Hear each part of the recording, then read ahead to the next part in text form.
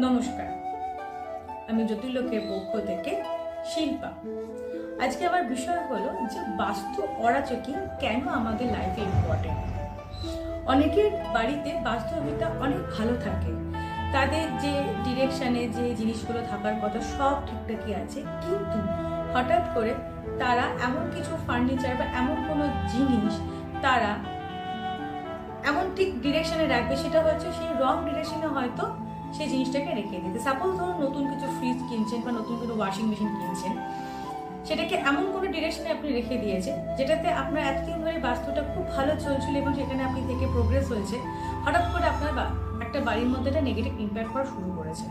সেখানেই কিন্তু একজন অরা চেকিংটা দরকার। অরা চেকিং মানে একজন বাস্তু এক্সপার্ট আপনার বাড়ি থেকে বলতে পারবে যে আপনার কেন বাস্তুর মধ্যে হঠাৎ করে একটা নেগেটিভ ইম্প্যাক্ট পড়া শুরু হয়েছে। শুধুমাত্র বাড়ির ক্ষেত্রে নয়, এটা ফ্যাক্টরি হতে পারে, কোনো বিজনেসের জায়গা হতে পারে, অফিস হতে পারে, ইভেন যারা বাড়িতে বসে বিজনেস করছেন, হঠাৎ করে দেখা যাচ্ছে তাদের সেলিং প্রমোশনটা এতদিন বেশ ভালোই চলছিল, হঠাৎ করে তাদের ডিলে হওয়া শুরু হয়ে গেছে বা তাদের সেলিং প্রমোশনটা আর হচ্ছে না। সেখানে কিন্তু আপনার অজান্তেই আপনি এমন কিছু প্রোডাক্ট এমন ডিরেকশনে রেখে দিয়েছেন যেটা রং, সেটা আপনিই জানতে পারছেন না। হয়তো সেই ডিরেকশন থেকে ওইটা জিনিসটা আবার সরিয়ে দিলে আপনার আবার আগের মতো ঠিক আপনার যেরকম সেল হচ্ছিল সেইভাবে হবে। তো সেইটার জন্য কিন্তু বাস্তু অরা চেকিং খুব দরকার। নমস্কার।